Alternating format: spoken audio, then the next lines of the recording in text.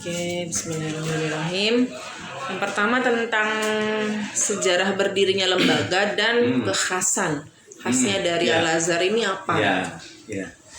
Pertama, lembaga amil zakat ini sebagaimana perjalanan yang sudah itu memang kan dari 2004 ya. 2004. Iya, 2004 berdirinya lembaga amil zakat.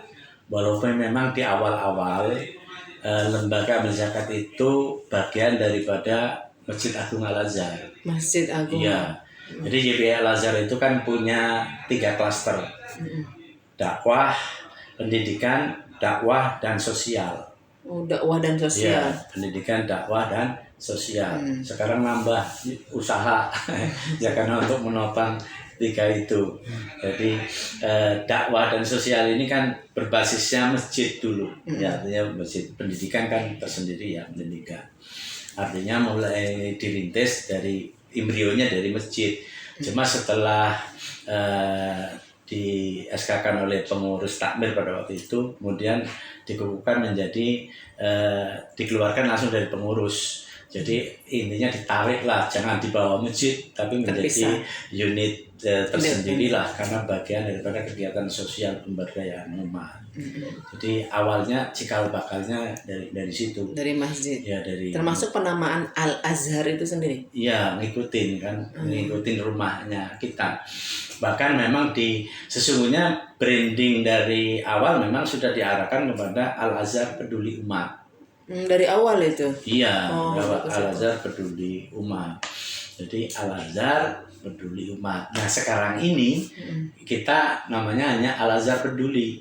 Tidak umatnya ini, walaupun direkam ini kan kita masih namanya Al-Azhar Peduli Umat. Tapi jadi alasannya apa tidak jadikan umat? Karena kan bahwa aktivitas kegiatan sosial kita, pemberdayaan umat kita ini kan ada istilah orang itu kalau umat itu isinya ke Islam aja. Padahal kan yang kita bantu, yang kita lebih ajak inklusif bersama ya. itu kan lebih inklusif lagi. Jadi alasannya itu saja.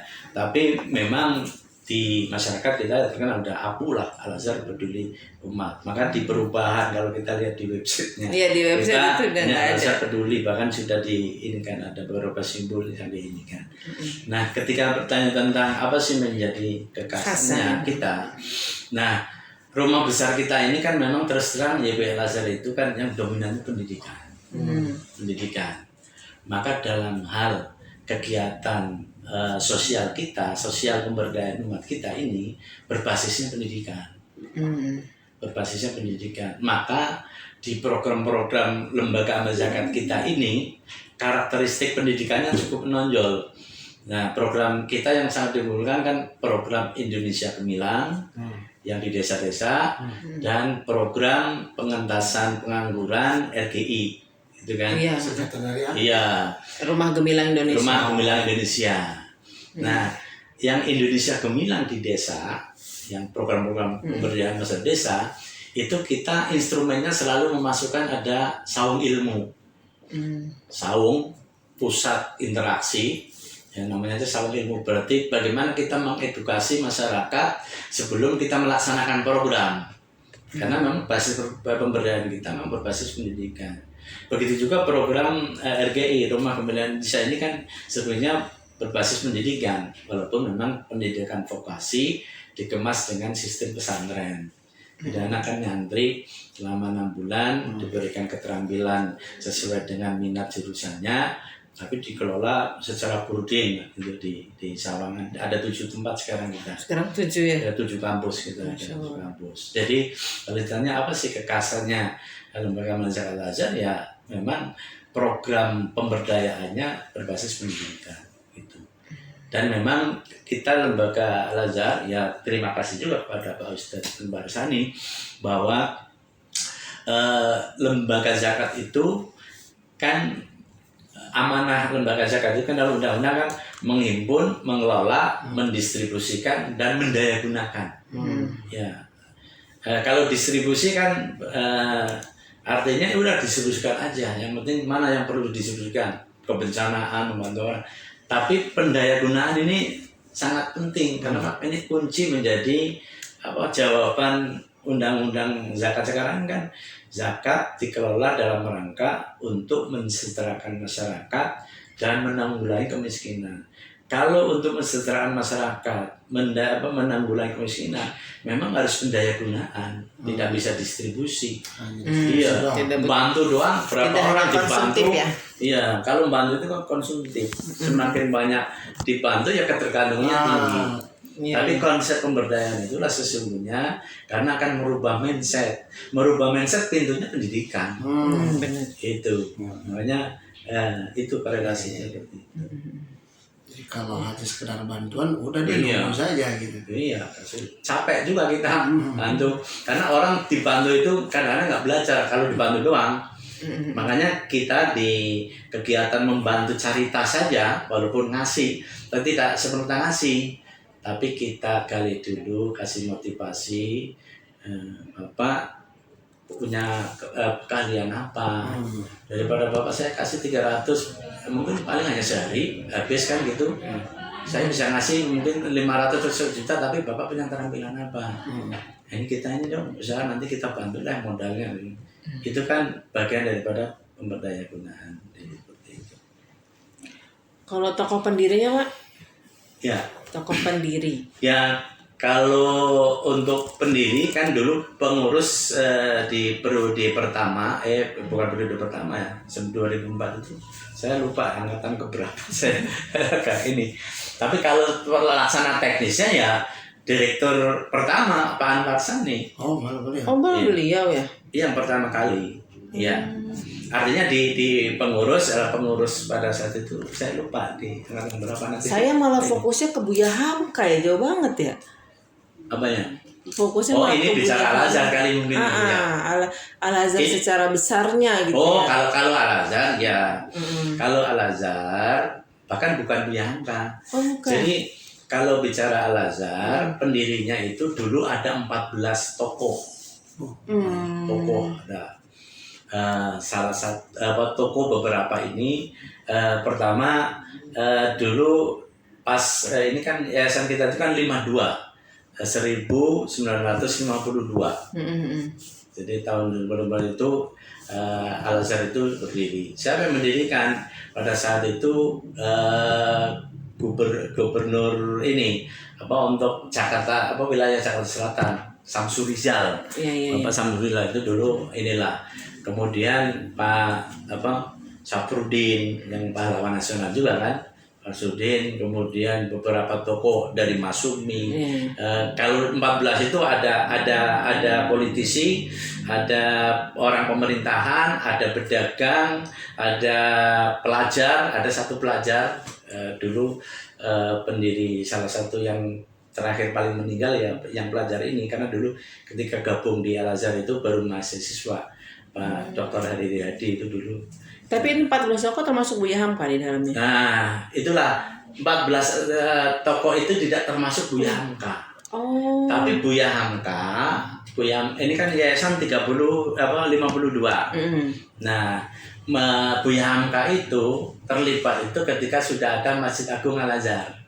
Masjid Agung Al-Azhar itu baru dibangun mulai dari 53. Yayasan kan 52, kemudian 53 bikin masjid, baru jadi 2008, 58. Dari 53 ke 58 ya.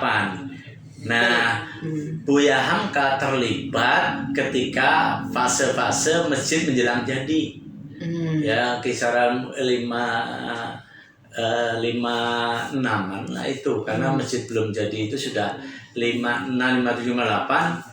Beliau kan sebagai imam masjid itu. Dan itu waktu itu belum dinamakan Masjid Al-Azhar ya, belum ya? Belum, waktu itu Masjid Agung. Masjid Agung. Masjid Agung Kebayoran Baru. Setelah ada kunjungan Grand Sheikh. rektor dari Mesir, Grand Sheikh Muhammad Saltut itu, kemudian baru dikasihkan nama Al-Azhar. Maka semenjak itu ada perubahan nama yayasan. Yayasan tadinya Yayasan Pendidikan Islam, namanya Yayasan Pendidikan Pesantren Islam Al-Azhar. Jadi masuk itu. Cuma Buya Hamka pernah menjadi pengurus kalau secara periode ketiga sama periode keempat, 2 periode. Jadi beliau pernah menjadi pengurus YPI Al-Azhar. Jadi pernah menjadi pengurus YPI Al-Azhar. Kalau Ibu ini bisa dibuka di website Al-Azhar tuh. Ada beberapa sejarah. Ada sejarah pendiriannya singkat sih kalau yang di situ. Ada bukunya gitu nggak sih Pak? Buku historinya Al-Azhar. Ada. Di mana tuh Pak? Kira-kira bisa dapatnya? Boleh di Shopee Enggak di kita sih karena itu internal ya. Di humas kita ada sih. Coba nanti saya ini kan. Saya juga punya koleksi pribadi kan. Di kita ada sih, cuma saya belum. Saya sampai sekarang ngehnya itu Buya Hamka nih sentral tokohnya. Nah, itu tadi. Jadi Al-Azhar itu memang orang masyarakat identik dengan Buya Hamka karena memang cikal bakal Al-Azhar mulai besar berkembangnya itu kan kiprahnya Buya Hamka dengan Masjid Agung Al-Azhar atau Masjid Agung Bogor pada waktu itu kan pengajian yang akan di TVRI kan Buya Hamka yang dikenali ini, kemudian apalagi Buya Hamka sebagai tokoh nasional pahlawan nasional juga kan, penghargaan dan sebagainya. Tafsirnya juga tafsir Al-Azhar. Maka Al-Azhar identik dengan tadi tokoh Buya Hamka. Tetapi beliau sesungguhnya bukan pendiri, tetapi orang yang berjasa membesarkan Al-Azhar dengan kapasitasnya beliau di dakwah dan seterusnya. Oleh karena itu pemikiran Buya Hamka ini juga menjadi pondasi aktivitas dakwah Al-Azhar sampai sekarang ini berjalan. Ya, makanya di kita Al-Azhar ya memang kalau bicara referensi tentang kajian tafsirnya harus punya Hamka. Kalau tafsir yang lain juga ini. Artinya Buya Hamka ini memang tokoh, walaupun sebenarnya kan tokoh kita memang kan setelah Buya Hamka ya termasuk dulu almarhum Hasan Basri ya. Itu kan kebetulan banyak kan ketua MUI ya Pak.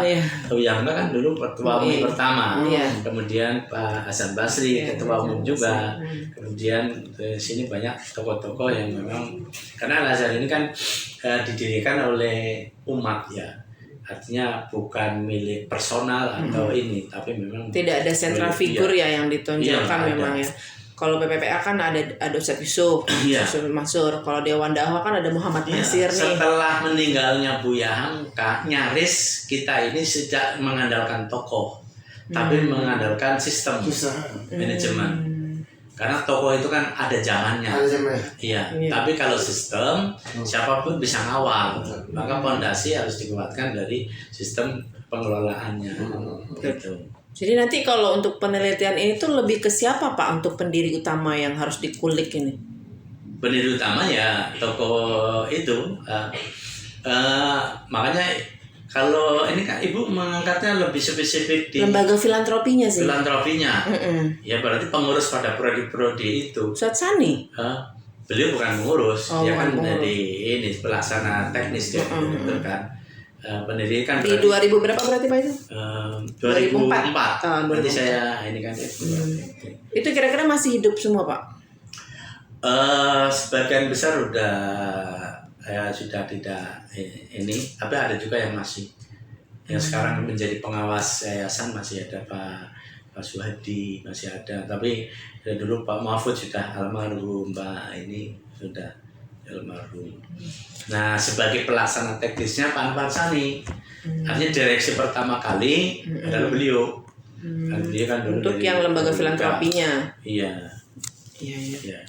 Tapi gagasannya lembaga zakat itu ya di pengurus.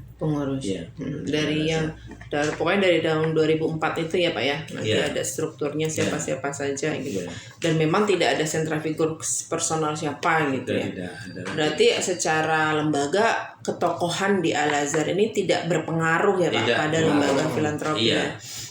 Tidak terlalu pengaruh karena memang kita mengedepankan sistemnya. Ya walaupun kita berusaha dalam hal pengelolaan yayasan. Seperti sekarang ini kan pembinanya Pak Jimli. Jimli Asik. Ya, Pak Jimli Asik dan beberapa tokoh. Kemudian ketua umumnya sekarang Pak Fuad Bawazir. Pak Fuad. Ya, Pak Fuad Bawazir. Artinya ya kita anggap ya tidak lihat beliau tokoh nasionalnya bukan, tapi melihatnya ya sistemnya aja. Karena nanti Pak Fuad Bawazir apalagi udah sepuh kan, sebentar lagi mungkin diganti dengan yang lain. Pak Jibri juga mungkin kaderisasi. Tapi artinya bahwa di Al-Azhar semenjak ketokohan Buya Hamka sudah tidak ada, itu sudah dari awal kita sudah memperkuat sistem, sudah melihat kekurangan sistem. Siap. Berarti di sini kan saya ada pertanyaan tentang tokoh pendiri ini, ada tentang ideologi tokoh, kiprah tokoh, akademik tokoh, profil, karya-karya, organisasi. Nanti di situ juga akan melihat nanti di buku itu ya, pada masa ketuanya ya, termasuk kan itu juga ada visi misi yayasannya udah ada di situ. Siap. Oke. Kalau untuk ke tata kelolanya Pak, tata kelola di kelembagaan Laznas Al-Azhar ini dari struktur awal berdiri sampai sekarang sudah berapa periode Pak? Berarti secara pergantian kan dulu Pak Anwar Sani, kemudian Pak Hari, Pak Abdurrahman, Pak Sigit. Secara data ada Pak ya? Ada sih data terus bagus. Berarti saya kayaknya ke-6 nih kayaknya. Bapak ke-6. Bapak periode ke-6. Periode ke-6. Baru 3 tahun. Iya, baru 3 tahun. Berapa satu periode berapa Pak? Per berapa tahun? Tidak terlalu ini ya. Mungkin Pak Anwar Sani dari tahun berapa ya? Saya nggak terlalu ini banget. Mungkin satu periode 5 tahun gitu, nggak kayak pemilu gitu nggak ya? Kalau di kita sih ketentuan biasanya 4 tahun. Oh, 4 tahun. Ya seperti saya periodenya 4 tahun sampai 2024. Nanti diperpanjang atau mungkin kena mutasi dan seterusnya. Kita 4 tahun sama dengan aturan pegawaian YBI secara umum. Di sekolah juga sama, pimpinan kepala sekolah 4 tahun. Bisa diperpanjang sampai berapa kali, nanti kalau tidak mutasi. Karena kegiatan kita banyak, maka karetnya ya ini. Makanya saya kan dulu mulai dari guru, pernah jadi wakil kepala sekolah, pernah jadi kepala sekolah, udah ngerasain semua bagian. Pernah juga di auditor internal yayasan, pernah juga megang perusahaan usaha, badan usaha, pernah jadi keliling. Iya. Pak Marsari tahu persis. Jadi emang kadernya Al-Azhar banget Pak Daram ya? Iya, saya mungkin udah 27 tahun di Al-Azhar. Iya, kalau Pak Anwar Sani kan gabung dengan Al-Azhar 2004, saya dari 96 udah di Al-Azhar. Saya baru lulus SD Pak. Ya udah enggak deh. Saya udah jadi guru. Luar biasa. Baik, kalau untuk warna pendidikannya itu di Al-Azhar sendiri sebenarnya pendidikannya lebih ke apa Pak? Ya sebenarnya pendidikan kita ini pesantren kah atau umum ya? Makanya kita ini sebenarnya kan SUSI pendidikannya. Swasta umum sekolah Islam. Umum swasta Islam. Gitu.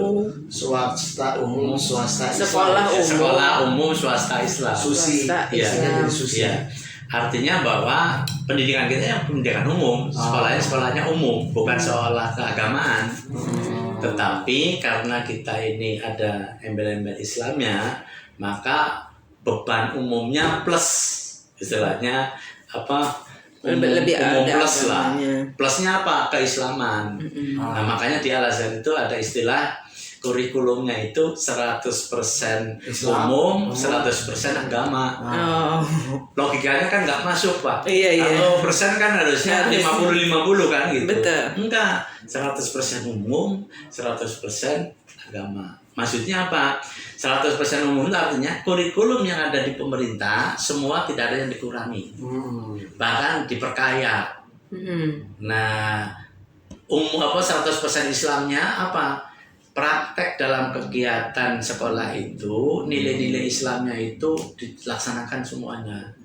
Jadi budaya Islam mulai pembiasaan pagi ya, budaya tadarus, membaca, sholat duha dan sebagainya, sapa, salam itu dipraktekkan di sekolah dan dinilai dan ada penilaian sikapnya, sehingga pendidikan umum itu tidak terpisah dengan nilai-nilai spiritual. Kalau untuk materi yang keislamannya sendiri ada, tapi Kalau materi keislaman kurikulumnya. ini sebenarnya standar, hanya kurikulum PAI, pendidikan agama Islam, pendidikan Al-Quran, sama bahasa Arab, itu saja.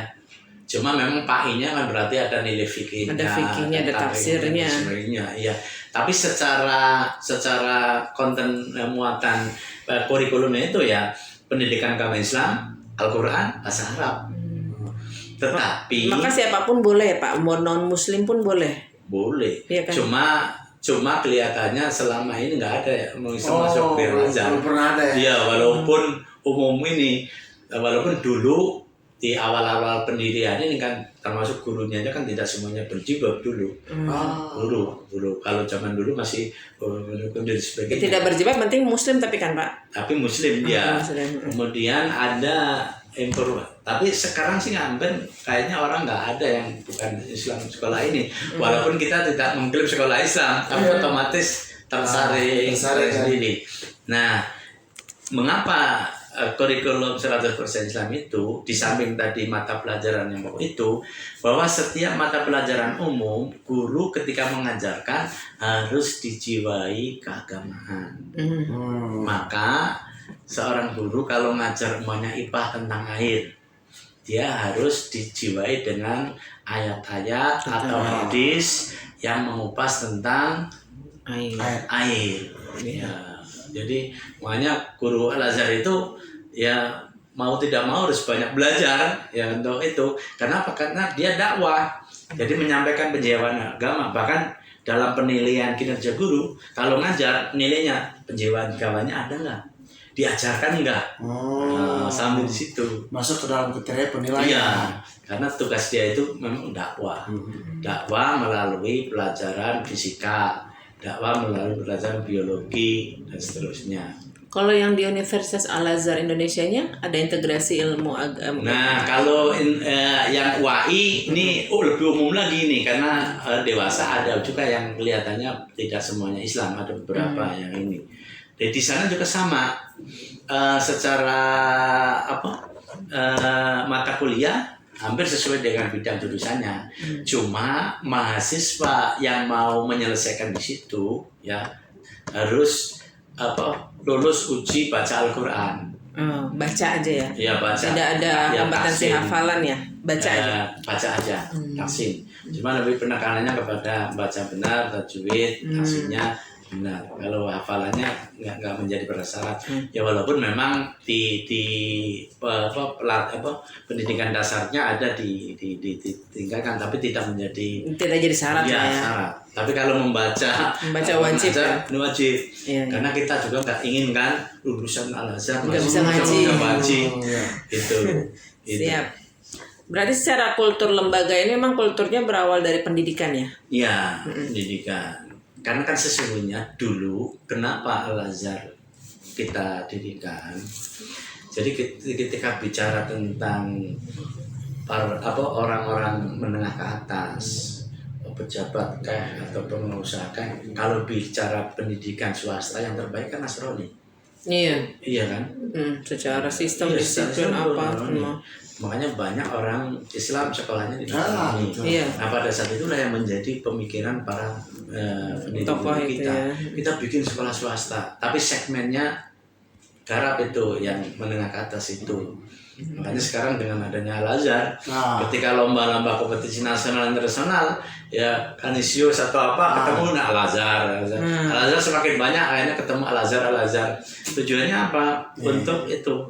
Karena orang tua masih berpikirnya kalau pendidikan yang terbaik zaman dulu ya pasti Nasrani. Apakah disiplinnya, ilmu sainsnya atau apa? Nah sekarang dengan adanya Al-Azhar ini sudah lebur itu. Iya. Kita sekarang udah sekolah Kristen di Cikarang pada gulung tikar nggak ada murid. Iya. Memang terus terang saja kalau bicara tentang pendidikan swasta ya kita ya bukan kita sombong atau apa, artinya bahwa kita memang punya tempat segmen untuk pendidikan terbaik swasta Islam ya kita muncul di Al-Azhar. Untuk yang kelasnya menengah atas ya Pak? Iya, menengah ke atas. Maka Al-Azhar berdiri itu selalu di tengah kota. Iya. Tujuannya apa? Karena kita sasarannya segmennya itu. Iya. Kenapa kalau menengah Islam ke bawah ini kan banyak yang garap. Mulai dari Muhammadiyah, kemudian yang lainnya, Al-Wasilah dan sebagainya termasuk NU. Walaupun Muhammadiyah juga ada yang head ke atas. Cuma kita membrandingkan diri untuk segmen ke sana. Iya. Di strateginya ke sana gitu. Iya, karena memang nilai ininya strategis. Benar. Karena mereka kelak kayak akan punya pengaruh besar di bangsa kita. Itu. Makanya sekarang ini kan banyak menteri-menteri lulusan Al-Azhar itu kan. Jadi kita biar punya kontribusi. Benar. Kalau secara doktrin teologi lembaga itu Pak, berarti kan lebih ke warnanya apa nih kalau Al-Azhar ini? Ya, masyarakat sepintas melihat karena ketokohan Bu Yangka kan selalu Muhammadiyah. Ya. Tetapi setelah orang tua mulai kenal sudah mulai tahu bahwa kita tidak masuk kepada aliviasi ormas Islam apakah Muhammadiyah atau NU Persis atau tidak. Tetapi kita adalah sebagai perekat umat. Jadi semua orang tua murid dengan segala latar belakangnya ada NU, ada Muhammadiyah, atau apa semua sama. Maka di kurikulum agama kita ini yang menyangkut khilafiyah tidak terlalu dibahas ya. Ya, tidak terlalu besar-besarkan. Maka ketika taruhlah belajar sholat, doa iftitahnya ini ke anak kita kenalkan, tidak hanya kabiro alhamdulillah katsiro, ada ada 12 doa iftitah ya. Mana suka diambil. Ya cuma walaupun mungkin SD mungkin kenalkan 1 2, nanti SMA baru ini. Kenapa? Biar bisa mencerna. Ya sudah ini karena memang kita mengklaim untuk berkat umat. Karena terus terang kalau kita terlalu condong ke ini kontraproduktif, kurang ini. Karena latar belakang orang tua murid itu kan beda. Jadi seperti itu. Makanya saya kadang-kadang saya dulu kan pernah juga biasa ngetes pegawai, guru dan sebagainya.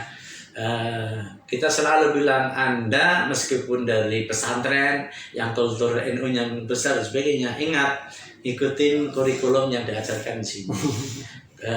Praktek pribadi mungkin boleh beda, tapi ketika ini ngikutin alur yang ada. Biar nanti anak setelah wawasannya ini biar dia bisa ini. Karena kadang-kadang itu kalau ini kan yang NU nggak setuju Pak, ini nggak cocok, Muhammadiyah bisa masalah. Ya walaupun memang kalau mau diproses secara ini, secara garis besar, memang kebanyakan prakteknya mendekati ke Muhammadiyah. Tapi bukan berarti tidak mengklaim ini sebagai Muhammadiyah. Bukan berarti ajaran NU-nya ini kita peringatan besar Maulid biasa. Ada. Tidak dalam artian tidak ada larangan. Tidak ada larangan. Ya, karena kita tidak masuk kepada ritual yang menjadi polemiknya, kepada substansi semangat betul. Semuanya punya nilai lah. Iya. Ya jadi bisa dibilang ya mungkin moderat lah, Islam moderat lah kalau Islam wasatiyah. Iya umatan wasatan itu. Makanya kami juga punya divisi pendidikan Mubalik Al-Azhar. Kita dakwahnya juga sama begitu. Para Mubalik Al-Azhar itu doktrinnya selalu kita sampaikan itu. Islam wasatiyah. Oke, kalau secara struktur sosial lembaga gimana Pak nih struktur sosialnya? Berarti segmennya memang kalau tadi kan segmen pendidikan memang ke yang menengah ke atas ya Pak ya? Ya. Kalau untuk lembaga sendiri? Nah kalau lembaga sosial kita ya kayak yang namanya lembaga sosial justru mungkin kalau mau bisa dibicara keberpihakannya ya kita memang wilayah sosial terutama adalah orang-orang yang tidak mampu. Kenapa? Dan itu nggak harus Islam ya Pak? Nggak harus orang Islam. Tidak harus Islam. Semua kita bantu. Semua kita bantu. Artinya yang Nasrani maupun ini semuanya kita bantu. Karena memang lembaga kita kan walaupun lembaga kita kan sebenarnya lembaga filantropi. Filantropi kan lembaga sosial. Sosial kan melihat golongan kelompok. Cuma memang embel-embel Islamnya ada. Tapi kan bukan berarti semuanya ini Islam. Jadi lebih semua, inklusif lah kalau ya, Al-Azhar ya. ya. Saya kemarin waktu wawancara yang Dewan Dakwah itu memang segmen mereka kan pelosok-pelosok pedalaman-pedalaman dan memang lebih kepada dai-dai yang sasarannya emang orang-orang muslim aja. Ya, karena memang lembaga Dewan Dakwah kan memang dia lebih mengedepankan dakwanya. Ya, makanya dia ke sana.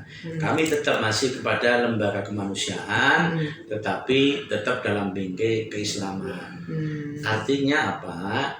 Bahwa ketika orang itu bisa kehidupan sosialnya bagus, harapannya itu secara spiritual ketauhidannya itu terarah.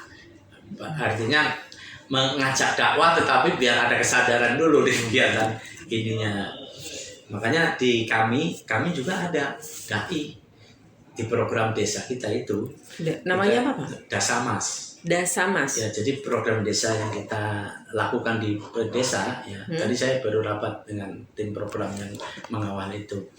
Jadi kita punya 33 Dasamas yang sekarang masih di desa-desa itu. Singkatan apa Pak Dasamas? Dai Sahabat Masyarakat. Ya. Itu lebih ke apa pendalamannya Pak? Apa pendekatannya awal itu apa?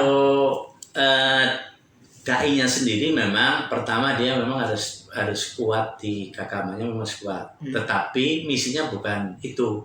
Tapi misinya adalah bagaimana Anda melebur di masyarakat, mempotensikan masyarakat ini menjadi maksimal. Nah, maka keterampilan dai-nya Al-Azhar adalah bagaimana dia mampu berinteraksi dengan masyarakat, bisa bergaul dengan masyarakat, kemudian potret potensinya, baru dikuatkan potensinya. Potensi di sini potensinya ada 4 yang digali di desa itu. Pertama keagamaan, keagamaan ya. Makanya itu syiarnya kita di Al-Azhar. Bagaimana Pak yang mungkin bukan agama Islam? Ya berarti tetap ada aktivitas kegiatannya tapi ikut kegiatan lain. Keagamaan, ada pendidikan, kesehatan, ekonomi. Jadi 4 aspek. Keagamaan, pendidikan, kesehatan, ekonomi. Nah, 4 ini harus berjalan. Cuma mungkin kan sesuai dengan potensi wilayah masing-masing. Mungkin ada yang di desa ekonominya menonjol. Ya, biasa sih antara ekonomi atau pendidikan yang menonjol yang mana ini. Kalau kesehatan normatif lah. Kalau keagamaan memang sesungguhnya ini menjiwai semuanya. Makanya di Saung Ilmu itu tadi saya kemarin baru penguatan Saung Ilmu yang ada di Desa Jampang Gunung Sindur. Itu Saung Ilmu kita, saung rumah Pak. Rumah dengan ukuran 6x12 lah, dengan segala perangkatnya di dalamnya. Kalau pagi jam 7:30 sampai jam 10 isinya anak-anak PAUD. Anak-anak PAUD belajar. Jam asar ya sampai menjelang maghrib itu anak TPQ. Kemudian habis maghrib sampai ini umum anak-anak SMP SMA. Nah, sisa malamnya mungkin bapak-bapak yang tukang kriung atau apa. Nah, fungsi Saung Ilmu itu yang seperti ini kan berarti pendidikannya kuat tuh, dan termasuk di dalamnya keagamaan. Tapi satu sisi lain, Saung Ilmu dipakai untuk kelompok swadaya masyarakat, untuk musyawarah, mulai dari kegiatan diskusi tentang pemberdayaan, ada penyuluhan, ada pengajian, ibu-ibu kelompok wanita taninya ya, termasuk keterampilan UMKM-nya, banyak sekali. Jadi ini, nah pendamping kegiatan itu Dasamas itu yang nungguin. Dasamas itu. Kalau untuk menjadi seorang Dasamas ini dia harus alumni mana? RGI? Harus punya keterampilan? Tidak. Enggak. Syaratnya ya sekarang memang ditingkatkan memang rata-rata S1. Ya punya latar belakang keagamaan lah. Oh, jadi dari umum pun boleh, Boleh. mengajukan untuk menjadi Dasamas. Kalau umum biasanya yang punya latar belakang pesantren lah. Berarti tidak harus alumni Al-Azhar ya Pak ya? Tidak. Karena kalau yang di Dewan Dakwah kan dia harus alumni Ya, STID. dia yang membentuk sendiri. Dia membentuk sendiri. Jadi Kalau kita dai-dainya umum. memang dari mereka Ya, sendiri. makanya mereka Dasamas yang kita rekrut harus kita diklat dulu. Ada diklatnya. Ya, ada diklatnya, sama kita magangkan di desanya langsung. Sehingga kultur dan misinya itu terpenuhi. Jadi itu artinya kita tidak mendidik sekian tahun menjadi terlalu besar ininya, effortnya untuk Iya, karena ngurusin beda itu. ininya, fokusnya juga beda. Karena saya lebih orang yang udah jadi keagamanya, ya udah artinya punya kemampuan agamanya cukup yang enggak, walaupun nggak expert banget tapi yang cukup. Kalau dari secara kemampuan Al-Qur'annya itu minimal dia punya bisa baca bagus gitu aja. Ya bagus lah, karena kan minimal kan dia kan nanti kan Ngajarin anak-anak ngaji. ibu-ibu pengajian masih taklim atau apa kan. Nah, justru nanti selama makan itu kita kasih ilmu pemberdayaan. Bagaimana ilmu tentang mobilitas masyarakat, pendekatan masyarakat, memetakan masalah dan sebagainya. Jadi ini kurikulumnya ada, termasuk kurikulum ke Al-Azharan juga. Semuanya kita punya namanya Dasamas Center ada di sana, khusus tempat untuk pelatihan. Ini udah ada di webnya belum Pak? Kalau Dasamas Sudah ada. Udah ada ya? Ya. Udah tinggal. Di ini aja di web Al-Azhar Peduli itu nanti. Iya, di web Al-Azhar Peduli Umat itu. Menarik ini karena yang kita mau kulikan juga tentang bagaimana akhirnya dampak dari dakwah ini terhadap aspek lain di masyarakat gitu, bukan hanya dari sisi dakwah Qur'annya gitu. Karena kan ternyata kan memang betul ke pendidikan, kesehatan. Istilahnya gitu. Dai kita ini dakwah bilhal pokoknya. Iya, kenapa? Dia dakwanya di sawah karena ikut sama petani, ya kan? Ikut ke peternakan, ikut di perikanan, dengan ini. Pokoknya semua harus punya multi talenta. Gitu. Ya walaupun memang kan daerah punya kekhasan tersendiri. Ada yang berbasis pertanian, ada berbasis peternakan, ada yang berbasis kegiatan-kegiatan lain. Goals terakhir dari Dasamas ini yang sudah diterjunkan ke desa-desa ini apa Pak nantinya? Setelah mereka kembali tuh Pak, tidak ada di desa itu lagi. Ini punya impact bahwa ada perubahan di desa itu. Oh, tidak meninggalkan jejak Al-Azharnya, maksudnya Al-Azhar akan membentuk ini enggak nih di situ untuk menampung dana masyarakat di situ lagi untuk dikelola lagi. Oh enggak. Oh enggak ya. Kita hanya program desa itu yang penting ada perubahan ketika dia masuk, kemudian proses, kemudian targetnya tercapai, kita akan exit program, cari desa lagi. Berapa bulan itu Pak? 3 tahun. Oh 3 tahun ya. Programnya 3 tahun minimal, kalau belum maksimal bisa diperpanjang. Tapi selama 3 tahun Dasamas itu harus bisa mengkader lokal. Bisa meneruskan. Ya, karena sawang ilmu ini kan harus pusat interaksinya harus terus jalan. Iya, nggak boleh. Ya, maka kita menyiapkan kader lokal. Kader lokalnya dari mana? Ketika aktivitas sawang ilmu itu kita membentuk namanya kelompok swadaya masyarakat. Ada pengurusnya, ketua KSM biasanya tokoh masyarakat itu atau apa. Biar semangat iklimnya sama dengan program yang kita lakukan. Ada pengurus sawang ilmunya juga. Jadi kader-kader masyarakat. Kalau ibu-ibu ada kelompok wanita tani atau kelompok KWT kita sebut itu, atau bunda sejati atau apa istilahnya banyak. Tujuannya apa? Ketika program itu sudah berjalan, running, udah ini, dan ada perubahan kehidupan, pola ekonominya juga meningkat dan sebagainya, dilanjutkan kader lokal, kita pindah dari desa lain. Dasamasnya ini. Tapi ada juga beberapa tempat karena ada misi tertentu ini. Seperti di Eromoko sana itu kan kristenisasi kuat. Ada kekhawatiran kalau teman-teman hanya cukup 3 tahun atau 5 tahun ini balik lagi, maka agak lama itu di Eromoko itu sampai ini udah periode hampir ketiga ini. Karena di sana memang kristenisasinya luar biasa. Di daerah mana tuh? Di daerah Wonogiri ini. Dari daerah ini. Mantingan, Iya. Sragen. Iya. Oke Pak. Dan nih sekarang kita lanjut ke tentang strategi penggalangan. Iya. Strategi penggalangan dan penghimpunan dana yang di Lasnas ini strategi yang paling kelihatan tuh gimana? Kalau dari sumbernya kita tetap mengandalkan internal dan eksternal. Internal yang kita maksud adalah stakeholder komunitas Al-Azhar, mulai dari orang tua murid, komunitas sekolah, jamaah masjid, ya, dan masuk pegawai dan sebagainya. Dan eksternal itu ya masyarakat umum, komunitas, di dalamnya ya masjid, kelompok ini, corporate, masuk corporate. Kita banyak juga mitra-mitra corporate lah. Artinya dari sumbernya itu. Bagaimana cara penggaliannya? Kita ada yang memang layanan dari sini yang sifatnya mungkin kalau bahasa kita CRM lah, customer relationship, yang dihubungi ya. Ada yang memang secara digital karena kita hanya cukup blasting informasi program, nanti mereka kita siapkan linknya, mengenal sendiri, nanti transaksi sendiri. Ya, crowdfunding kita kan ada, nanti di Al-Azhar dulu bisa dilihat tuh.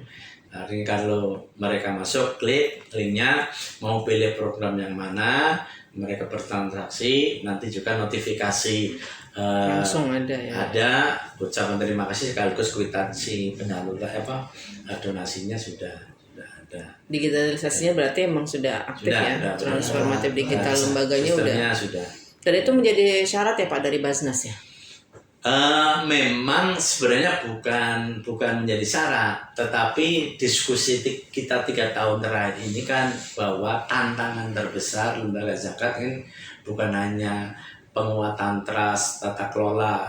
Bagian dari tata kelola kan tadi memudahkan orang di era sesuai dengan sekarang ini kan memang digital bukan jadi bukan pilihan lagi.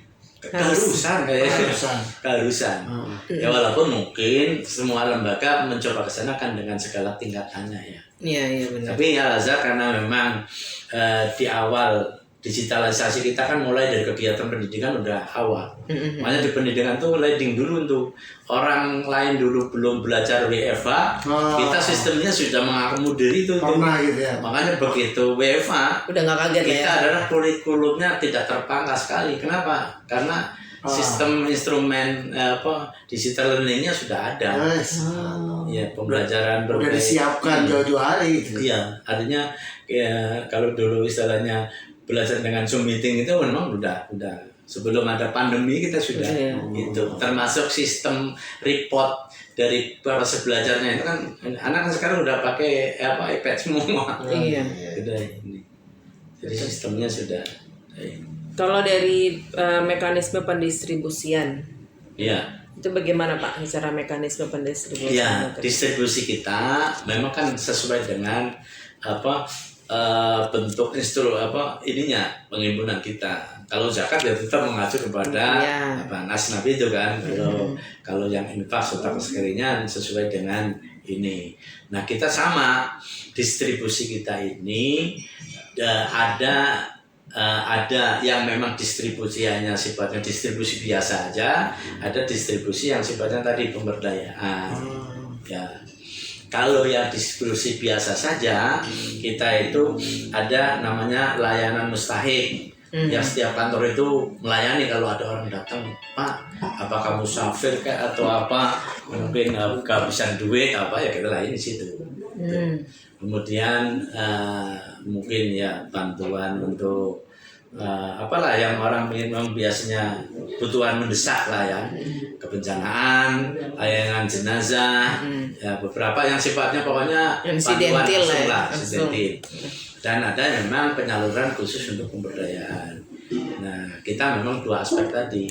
Untuk yang anak muda RGI, untuk yang masyarakat umum, terutama berbasis desa adalah Indonesia Gemilang itu, yang tadi dasar Mas tadi. Kalau urban berarti UMKM. UMKM. Jadi kita menyasar itu.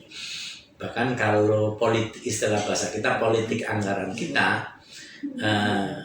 konsentrasi kita pingin 60% pinginnya ke pemberdayaan, 40% caritas, pinginnya begitu.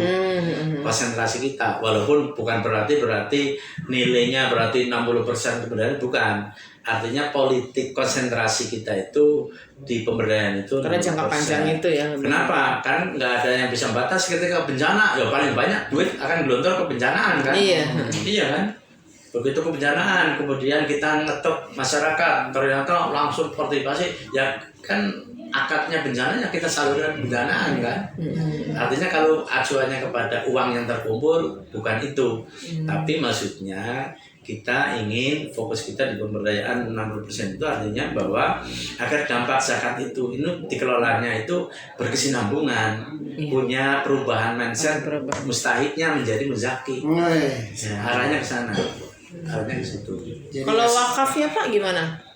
Nah, wakaf kita ya karena ini menjadi amanah saya juga. Kalau wakaf kita ini sekarang sudah menguatkan di wakaf produktif.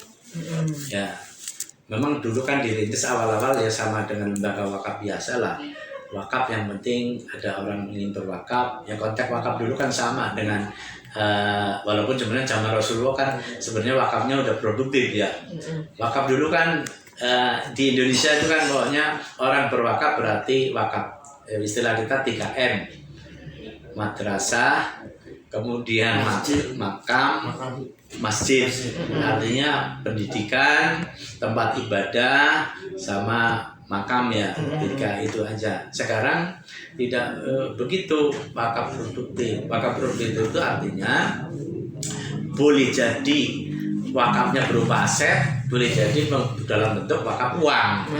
Karena kami termasuk nadir yang sudah punya lisensi wakaf uang. Nah, karena wakaf uang itu lebih mudah untuk wakaf produktif.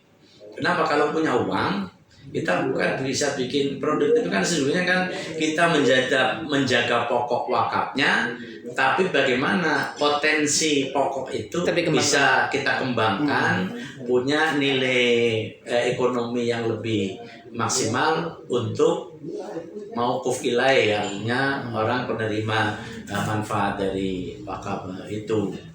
Nah memang wakaf produktif ini kan termasuk hal yang belum lama di Indonesia. Iya, kan? belum lama. Mindset masyarakat masih belum lah. Pokoknya kalau berwakaf tuh ya saya punya tanah gitu.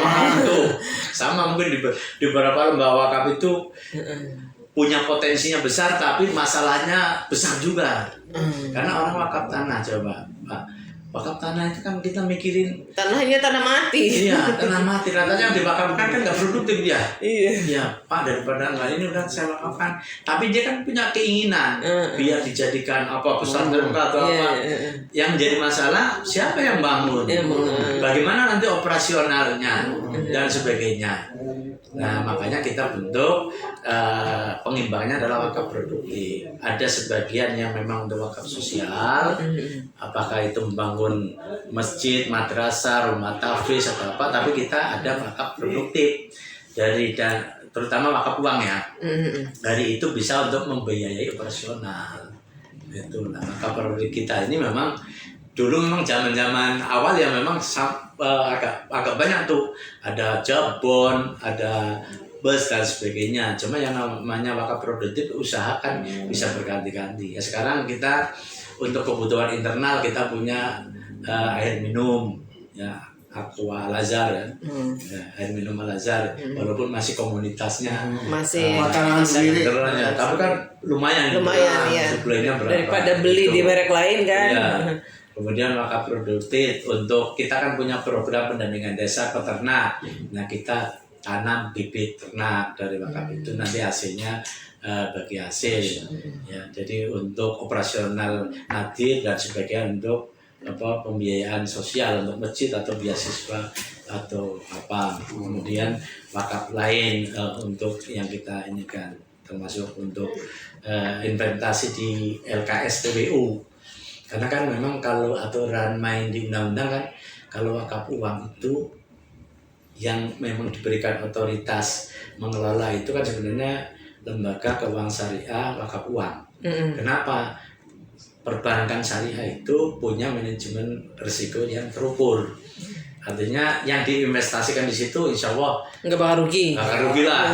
Beda kalau kita kelola sendiri, kalau kita nggak profesional bisa hilang habis gitu, bangkrut atau apa kan? gitu.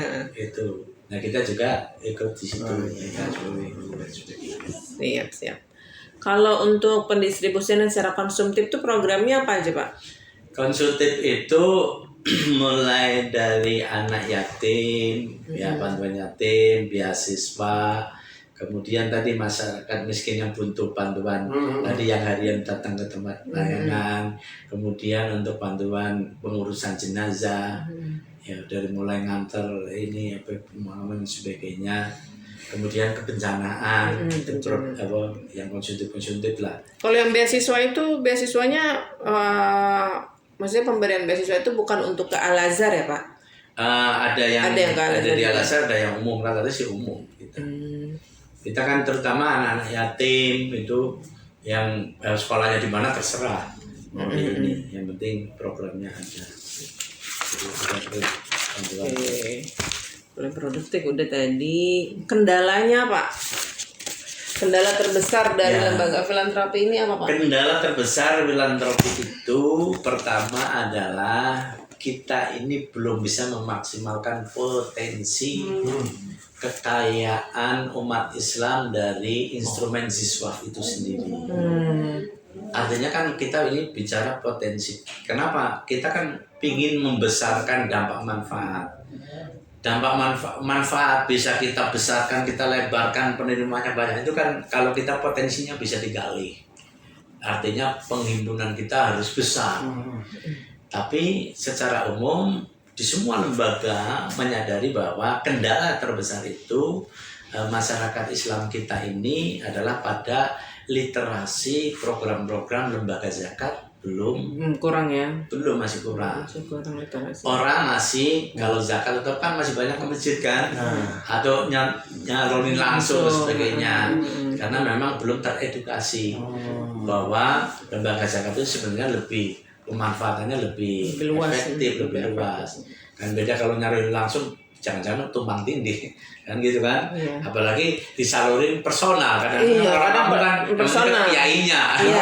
Sering sampai sekarang bahkan di kampung bukan kiai aja, dukun bayi.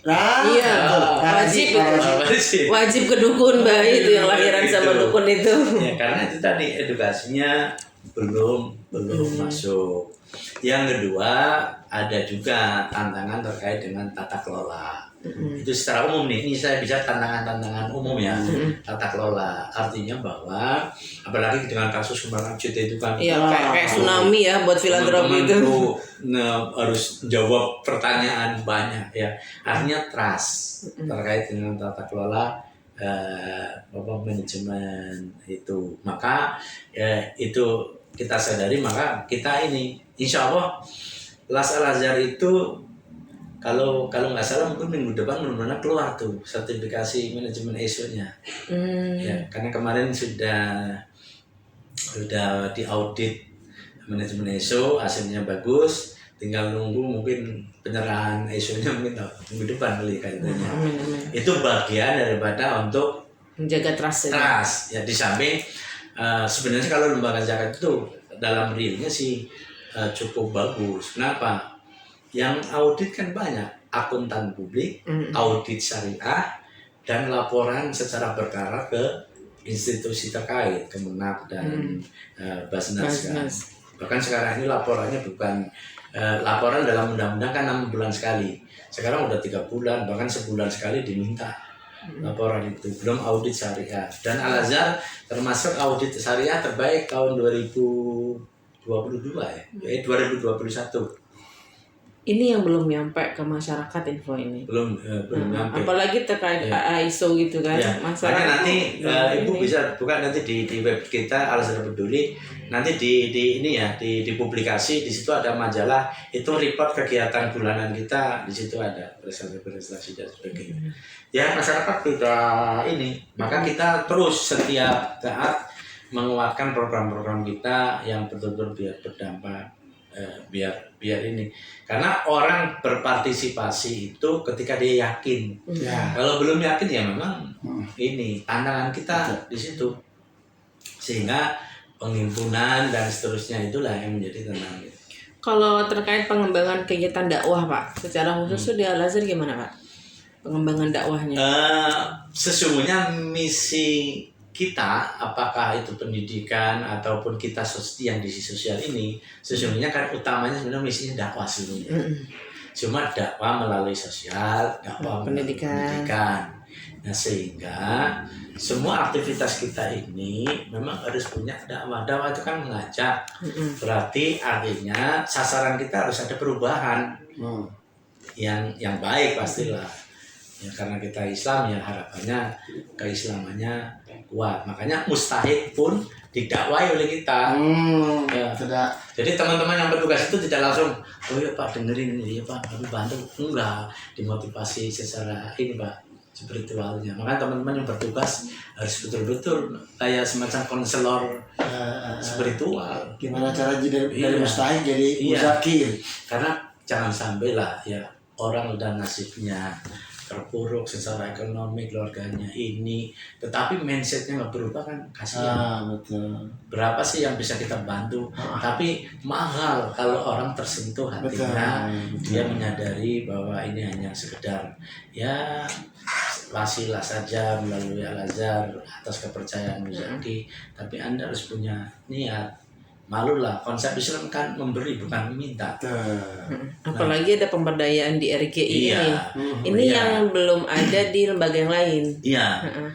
Makanya RGI ini makanya saya tertarik banget ya Pak di RGI sebenarnya. Kalau untuk RGI sendiri pusatnya di mana Pak? Di Sawangan sini. Sawangan Depok ya. Sawangan Depok. Iya, ada di Sawangan. Tapi itu ada di bawah kelas. Iya, di bawah Ya kan? kita. Di bawah Kan salah satu program ya. kita. Salah satu program. Kalau untuk dakwah yang berhubungan dengan Quran Pak, khusus Quran, ada nggak Pak?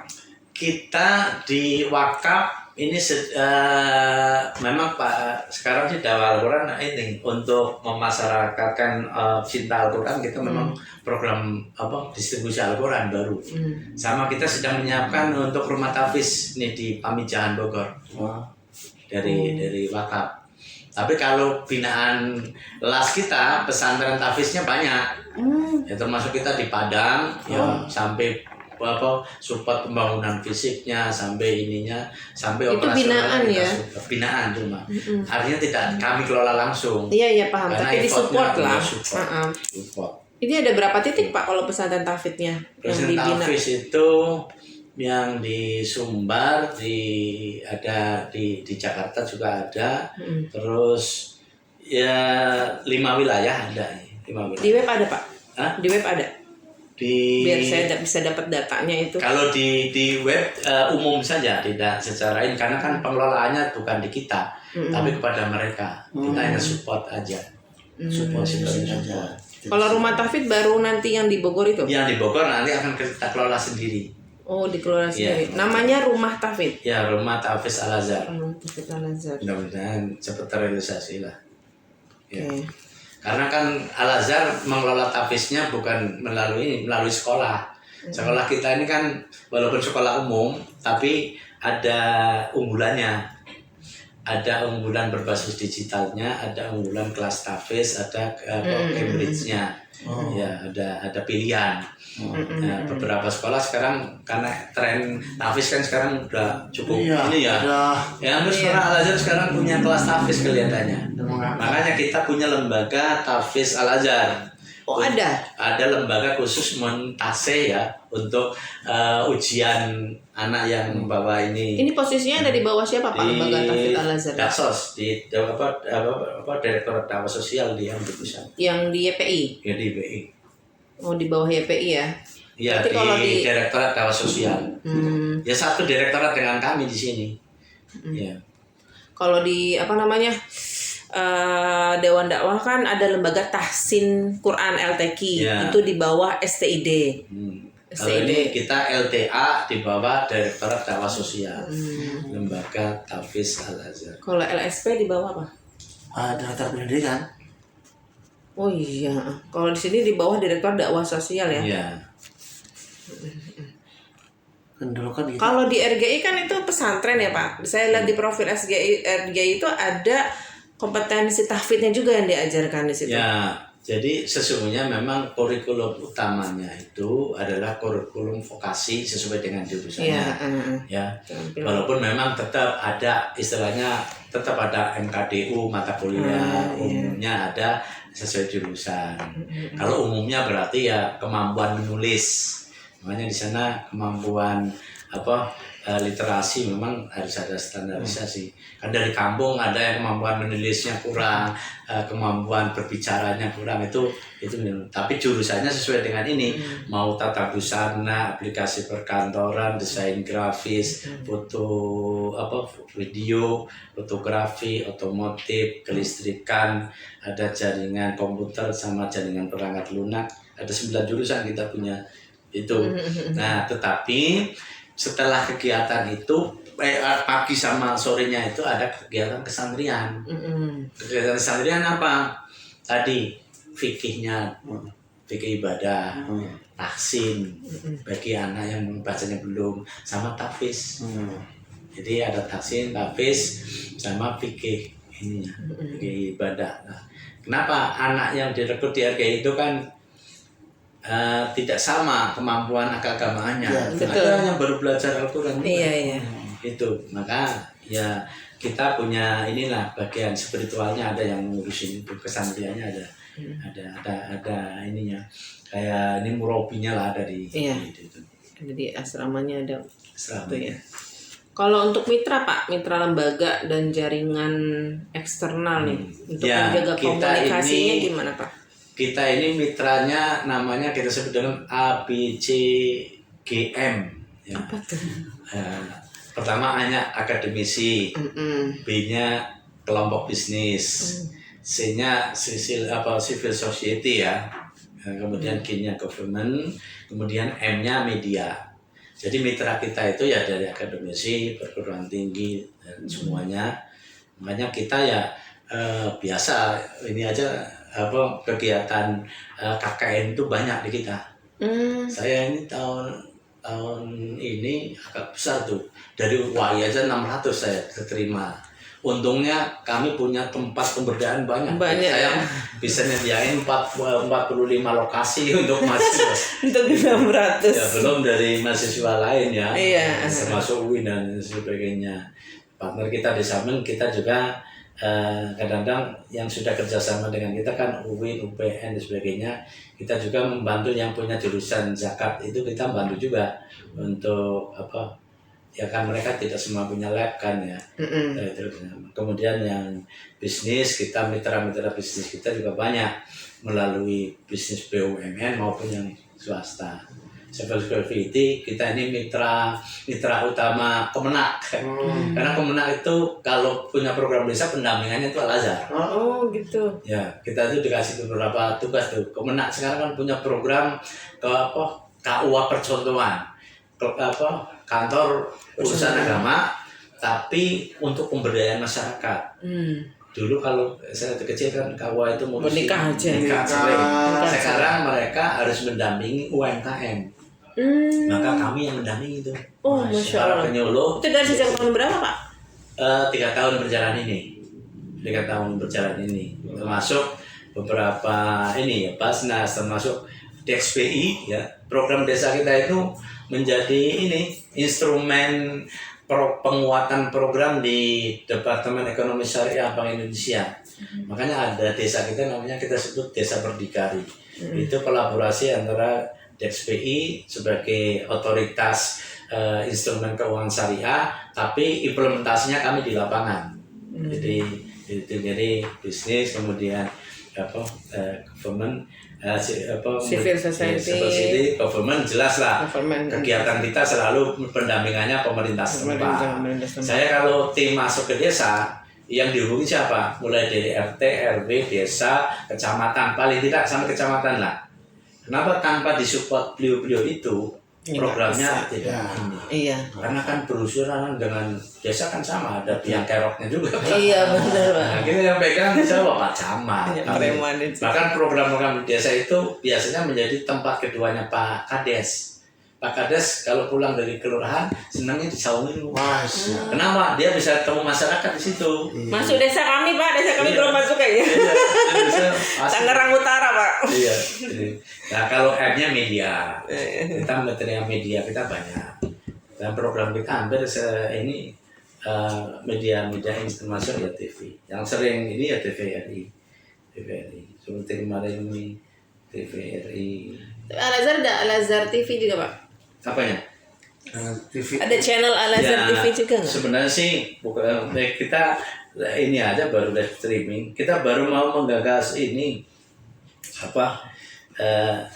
Dulu pernah sih sempat gagas LSD TV. Cuma kelihatannya kan kita butuh kesinambungan, harus ada Iya, divisi khusus. tayangan-tayangan Ya, yang harus karena kesinambungannya itu. Nah sementara ini kita tempelkan di ini unit universitas. Karena kita kan punya jurusan komunikasi Oh iya. untuk praktek anak-anak ya, mulai dari radio sama TV. Ya, artinya punya ada studio. Nah, Di UI itu ya. ini. Nah kita pengen juga sih, pengen apa? Bahkan kemarin sudah disepakati biar kita pengen lah yang betul-betul bisa kontinuitas karena bagian dari dakwah. Cuma memang harus ditangani serius, kalau enggak kita kontennya banyak, cuma kan untuk mengelola konten Konten iya. yang agak berat. Mengelola produksinya itu ya. Banyak. Iya. Banyak unsur yang dilibatkan Jadi soalnya. unsur itu. Ya, seperti ini. Wakaf Al-Azhar membentuk saung ilmu di Kemarin. Desa Jampang, Kecamatan Gunung Sindur, Kabupaten Bogor, Jawa Barat. Hadirnya saung ilmu diharapkan mampu Saung menjadi ilmu di sentra program kegiatan desa. masyarakat dalam menjadi sanggar pelajar dan kreativitas pemuda dan sentra Ini yang di program Desa Gemilang. Desa Gemilang. Ya, ini nih. Begitu ini kemarin apa kegiatan kemarin langsung kita karena punya mitra otomatis langsung diliput langsung disiarkan di depan. Mitra yang sudah terjalin media ini TVRI ya. Ya, yang banyak TVRI, kadang-kadang TV Ban dan TV Ban. Tapi kalau TVRI yang rutin, TVRI sama Umat TV kan ini TV digital ya. Iya iya, TV digital dan Umat TV. Umat TV. Yang itunya hijau ya. Iya, Umat betul. Umat TV. Cuma lebih dakwah kan dia. Iya, demi dakwah. Kalau untuk menjaga komunikasi dengan mitra Pak, ada program apa? Ya kita memang mitra ini kan apa sumber kekuatan kita juga. Maka ya kita memang pertama membangun komunikasinya memang harus kuat ya untuk komunikasi. Kalau komunikasi kan tidak hanya cukup komunikasi. Ada program apa gitu yang dibuat? Biasanya ada program kolaborasi bersama. Ya, program kolaborasi bersama. Memang ada sih mitra kita yang memang hanya mitra membantu publikasi, tapi ada kita banyak sih kita mendorong mitra kolaborasi. Ya, kita program baik, tapi kalau kerjain sendiri kan berat. Makanya kita menggandeng. Makanya kadang-kadang program desa ada yang dengan bank BI namanya Indonesia Gemilang menjadi desa berdikari. Dengan YPM PLN namanya Desa Cahaya. Ya.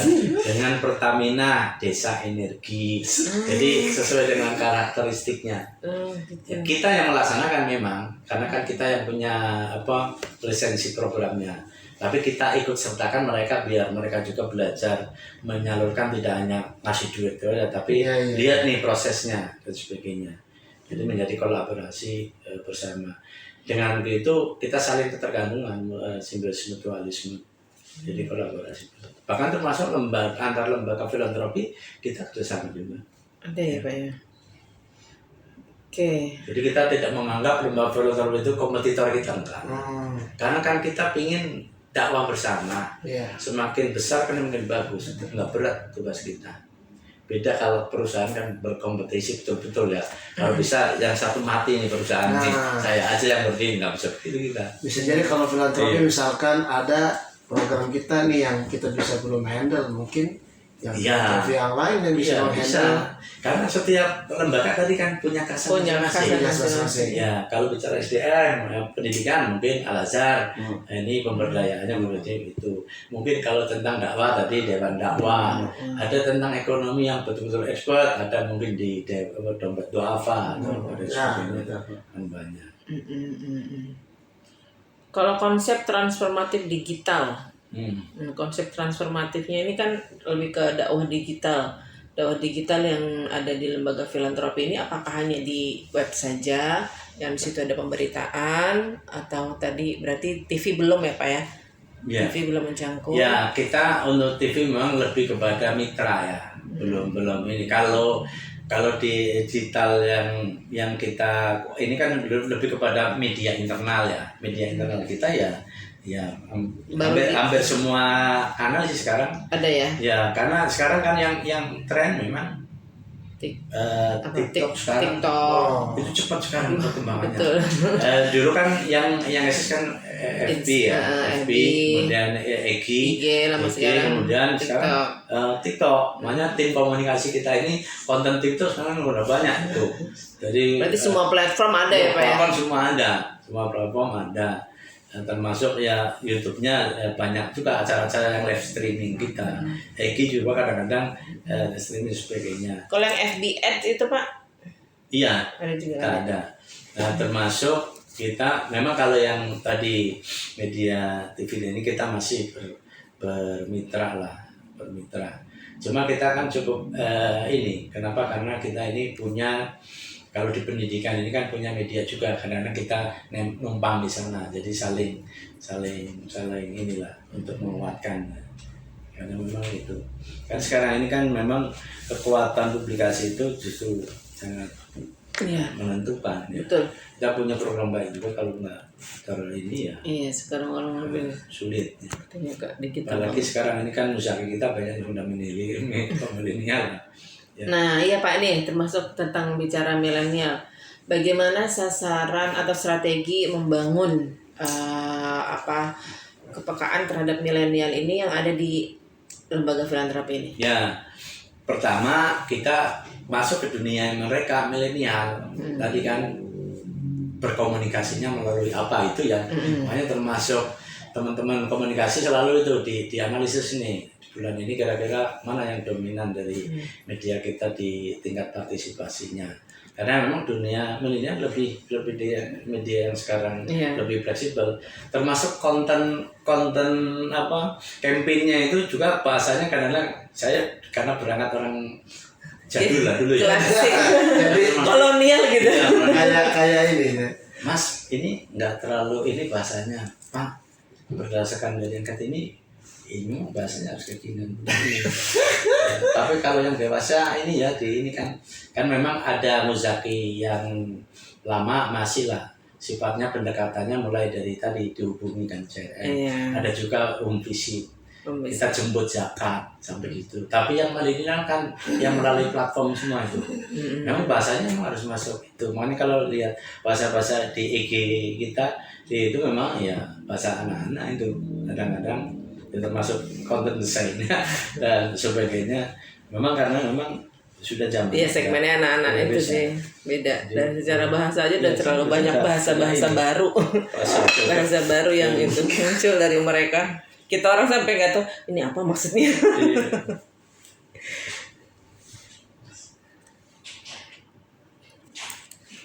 Iya. Yang kadang-kadang IG-nya hanya kuis ini memang anak-anak itu kan gitu. Kalau di konten di IG-nya itu banyak macam-macam dia. Kadang-kadang ya udah sesuai dengan zaman. Sesuai dengan zamannya. Kita cukup Tapi RGI itu sebenarnya termasuk sasaran milenial ya Pak? Iya, saya melihat itu. Makanya RGI dulu awal berdiri ini kan kita nyari murid. Sekarang karena memang sudah dipublish di web RGI sendiri ada juga. Sehingga sekarang pendaftarannya sudah online semua. Online dan rata-rata kalau dulu ini rata-rata ya anak RGI itu usia memang 17 sampai 30. Tapi rata-rata kisaran 20 sih. anak-anak yang SMA tidak lulus bisa perguruan SMA tinggi yang atau mungkin SMP putus nggak sampai SMA atau SMA nggak selesai seperti itu. Ini segmennya udah ini. Makanya ketika ngajarin di RGI ya masih mending agak ini cepat lah ya anak-anak muda sekarang. Kalau mau ke sana itu langsung bisa atau saya ngubungin Pak Dedi lagi? Apanya? Ke RGI?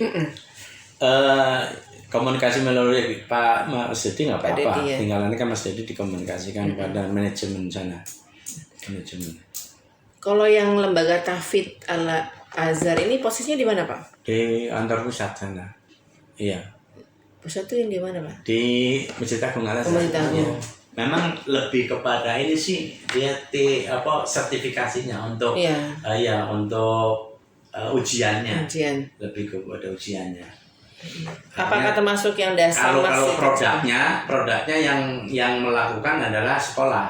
Ya tadi yang sekolah kelas tahfidz. Iya. Mau bawa kelas tahfidznya sesuai target mau ujian, nah nanti LTA yang menguji.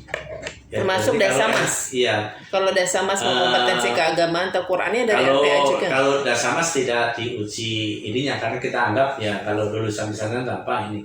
Tetapi dia ada diklat pembekalan khusus nilai-nilai tadi kealazaran termasuk ini kan. Oke. Siap Pak. Kayaknya cukup sih, alhamdulillah dapat. Yeah. Cuman ya mungkin ada beberapa yang butuhnya mungkin tuh lebih kalau ingin dikali lagi nanti pertama mungkin website kan Ibu bisa melihat website Al-Azhar sama website Las Peduli. Al-Azhar Peduli. Ya kalau Al-Azhar kan Al-Azhar saja tuh. Al-Azhar or it ya. Kalau Las Al-Azhar Peduli or it. Kalau RGI udah RGI buka aja di websitenya ada untuk nambah ini. Kalau nanti detail masih ada kurang lagi ya nanti. Paling yang tadi Pak yang kata Bapak ada di Humas itu buku apa ya? Ya buku ini tentang historinya itu. Ya nanti bisa kalau nggak salah nanti kalau di RGI kayaknya ada di perpustakaan ada di kayaknya. Di RGI-nya ya. RGI nanti kalau nanti simak ke RGI. Siap Pak, terima kasih banyak ini. Saya nanti mau minta profil Bapak juga sih. Kalau udah ada soft file-nya mungkin nanti bisa.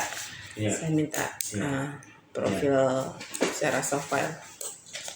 Ya nanti ini lagi ini kan.